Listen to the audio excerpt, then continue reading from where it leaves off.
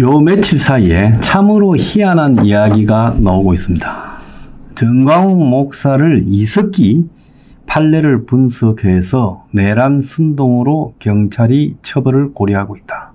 자, 정광훈 목사에 대한 처벌 조항을 찾기가 어려우니까 이석기가 그야말로 내란을 모색했다. 그렇게 해서 이제 이석기 당이, 통진당이 해체되고 이석기가 감방에 간 것과 유사한 행태를 적용하겠다. 이거는요, 완벽한 파시즘입니다.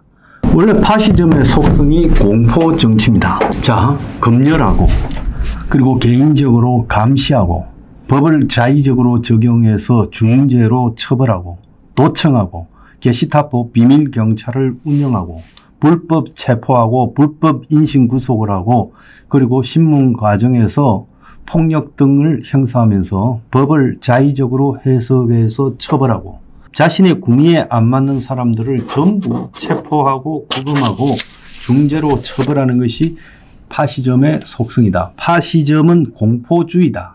이렇게 봐야 됩니다. 그래서 이 나라가 요 근래 윤통의 탄핵 이후에 파시즘적인 속성이 굉장히 광범위하게 진행되면서 카톡이나 SNS 커뮤니티를 검열하고 여론조사 회사를 검열하고 또 더 나아가서 툭하면 내란 선동이라고 고발하고, 그리고 또 폭동인이 소요죄를 저질르니 폭동이하고 단정 매도하고, 그러면서 이 나라의 모든 사법기구가 지금 민주당 이재명의 신여화가 진행되고 있습니다. 솔직히 말하면 그 배경에 물밑에서 각 기관들과 민주당 이재명 측과의 거래가 얼마나 이루어지고 있을지 우리는 추측을 할 수 있어요.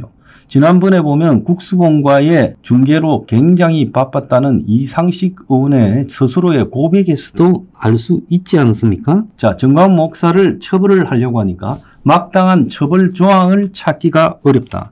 그래서 이 나라의 친북 내란 세력의 대표자인 이석기 사례를 가져와 가지고 지금 내란을 일으킨다라는 혐의로 처벌하려고 하고 있다. 자, 정광훈 목사가 국민저항권을 언급했다. 그래서 국민저항권이 시작됐기 때문에 1월 19일 광화문 집회에서요, 윤석열 대통령도요, 구치소에서 우리가 데리고 나올 수도 있어요. 이것은요, 그야말로 매우 관용적이고 상투적인 집회에서의 표현입니다. 표현을 했다고 문제가 되는 게 아니라, 이재명의 공직선거법 위반에서 옛날에 그런 말이 있었잖아요. 표현하는 게 거짓말이라도 표현하는 게 중요한 게 아니라 그것이 실행되거나 또 아주 의도된 거짓말이야지, 언론 앞에서 일시적으로 말을 잘못한 것은 그것은 공직선거법 위반에 해당되지 않는다라고 하지 않았습니까? 마찬가지로 집회에서 연설을 하면서 상징적으로 윤석열 대통령을 석방해야 된다. 그리고 이 나라가 지금 시스템이 전부 좌파로 넘어갔기 때문에 국민저항권이 있다라는 말. 나도 그런 말 여러 번 했고 국민저항권이 맞다라고 했습니다. 그런데 서울경찰청 안보수사과 빨갱이 북한 잡아라고 한 이 부서에서 2015년 대법원에서 내란 선동 확정 판결을 받은 이석기 판례를 분석해서 정광훈을 처벌하겠다. 그래서 당시 판결문은 내란 선동 행위에 대해서 실행을 목표로 비선동자에게 내란 행위를 실행하도록 충동하거나 격려하는 행위. 이제 여기에 등장하는 게 과거 사랑제일교회 특임 전도사라는 이모 씨 이야기입니다. 그래서 이 시가 정광훈 목사의 돌격대다. 지금 이런 규정을 가짜로 만들었어요. 과거에 관계한 일만 있다고 사랑제일교회 측은 밝혔습니다. 자, 그래서 전 목사가 실제로 내란을 실행하는 사례에서 지금 이 특임 전도사가 실제로 폭동에 가담을 해서 주도했다. 그래서 그 폭동의 배경, 서부지법 사태의 배경에는 정광훈이가 있다.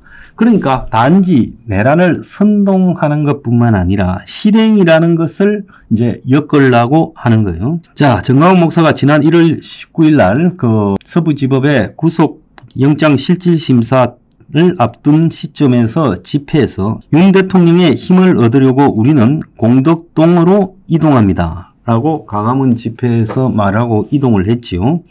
그래서 선동자의 표현에 공격 대상이 구체적으로 나타나지 않아도 내란 선동에 해당한다고 정의하는 등 성립 요건을 정하고 있는데 경찰 수사팀은 이런 조안들을 갖다 대면서 전 목사를 내란죄로 처벌하겠다. 내란죄로 처벌하려면 내란에 이를 수 있을 만큼의 폭력행위, 즉 내란이 있으려면 폭력행위가 어떤 게 있겠어요?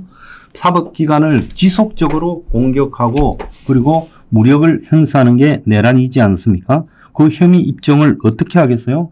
거기에서 과거 일하던 특임 전도사라는 사람이 서부지법 사태에 관련돼 있어서 정광훈의 명을 받고 안에 들어가서 다 때려 부쉈다는 걸 입증할 수 있어요? 그래서 구체적으로 영장 발부를 못하게 서부지법을 봉쇄하고 서부지법을 아예 다 파괴해버리자.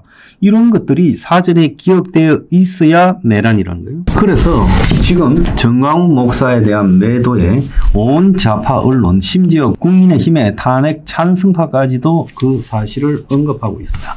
처음에는 정광훈입니다. 나중에는 누가 될까요? 여러분 자신이 돼요. 왜?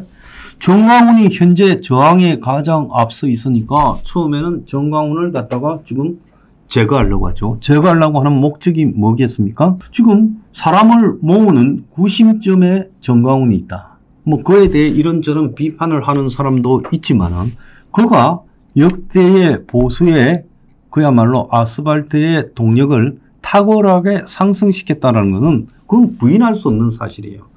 보수가 언제 수십만 명을 거리에서 지속적으로 모아낼 수가 있었습니까? 그건 정광훈 목사의 조직력이죠. 자, 그런 부분에 따르는 구체적인 부분으로 뭐 비판하는 요소들이 있지만 그걸 넘어서서 어쨌든 현재 그렇게 보수 진영을 모아내지 않는다면 투쟁이라는 부분에서 우리가 구심점이 생길 수 있었을까요? 싸움은 이긴다는 확신을 가질 수 있었을까요? 공안 정치에서 또 빼놓을 수 없는 요소가요. 내부에 잠입한 뻘악치에 의해서 내부 분란과 분열을 일으킵니다. 설 연휴에 굉장히 그런 게 많았죠. 지금 여의도에서 사람을 모으는 한 부산의 목사가 지금 아주 험한 쌍욕을 정광훈 목사 측과 거기에 같이 일하는 사람들에 대해서 했습니다. 오늘 아침에 부산 지부장한테 들으니까 우리 쪽에 부산의 집회에도 연락을 해왔다 해서 내가 일체 그자들하고 관계를 가지지 마라. 그렇게 말을 했습니다. 자, 얼마나 여기서 일했다고 사람 조금 몇 번 끌고 모았다고 그래서 여기에 주도권을 잡겠다면서 기성의 이 아스팔트 보수의 구심점을 공격합니까? 이것은요, 딱 그냥 뿌락치가 나올 등장 시점. 내가 지금 설 전에 얼마나 언급했습니까? 뿌락치가요, 조직 내부에서도 나올 수 있고, 가짜 뉴스에서도 나올 수 있고, 중국인 99, 5만 대서 뿌락치가 다 있을 수 있어요. 그래서 이런 부분들을 지금 우리가 신공안 정국의 일환으로 봐야 되고, 설 연휴를 거치면서 바꾸는 여론도 이게 공안 정국의 한 요소라고 봐야 됩니다. 이 공중파 TV들이 공안 정국의 끈아풀 역할을 하고 있어요. 그래서 우리가 처음에는 정광훈부터 시작해서 나중에는 저한테까지 오겠죠. 고발하고 그리고 인신매도하고 그리고 사적인 약점을 잡고 그리고 내부 분열을 시키고 검열하고 협박하고 잡아가고 그리고 내란죄라는 무시무시한 죄로 처벌하고 감시하고 비밀경찰을 운영하고 그리고 구속과 재판 과정에서 자의적인 법조인이 되고 이것이 전부요. 독일의 나치나 이탈리아의 무솔리니나 일본에서 군부가 했던 그런 요소들이에요. 지금 한국이요. 파시즘 하에 이 공포 정치가 그대로 적용되고 있고 프랑스 혁명 이후에 벌어진 공포 정치와 유사하다는 거예요. 그래서 이런 짓거리를 국민이 전부 들고 일어서야지 이런 거를 방치하면요. 나중에 당신 모가지도 잘릴 수 있습니다.